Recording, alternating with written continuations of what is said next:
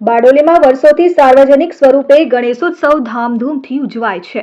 10 દિવસની આરાધના બાદ યોજાતી ગણેશ વિસર્જન યાત્રામાં આશરે 100થી વધુ ગણેશ મંડળો પોતાની પ્રતિમાઓ વિસર્જિત કરવા માટે મોટી માત્રામાં શોભાયાત્રા યોજતા આવ્યા છે। આ વર્ષે યોજાનારી શોભાયાત્રા નિર્વિઘ્ને અને સમયસર યોજાય તે માટે વહીવટી તંત્ર અને પોલીસ તંત્ર પૂરતા આયોજન સાથે સુસજ્જ થયો છે। બારડોલીના રાજમાર્ગ ઉપર અવારનવાર ખોટકાતા આવેલા તમામ સીસીટીવી કેમેરાઓ ચાલુ કરાવી સ્ટેશન રોડથી તલાવડી સુધીનો તમામ વિસ્તારને 58 કેમેરાઓથી આવરી લેવાયો છે।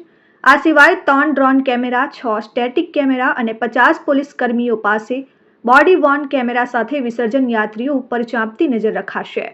બારડોલીના રાજમાર્ગ ઉપર 3 ડીવાયએસપી, 7 પીઆઈ, 7 પીએસઆઈ, 125 પોલીસ કર્મી, 150 હેડ કોન્સ્ટેબલ, એસઆરપીની એક કંપની, જીઆરડી મહિલા પોલીસ વગેરે સાથે વાયરલેસ ટીમ બંદોબસ્તની ફરજ બજાવશે। બારડોલીમાં વિસર્જન યાત્રા સિવાય અન્ય મળી અંદાજે 400થી અધિક મૂર્તિઓનું વિસર્જન થવાનો અંદાજ સેવાઈ રહ્યો છે। Hitesh Parikh, RN news, Bardoli.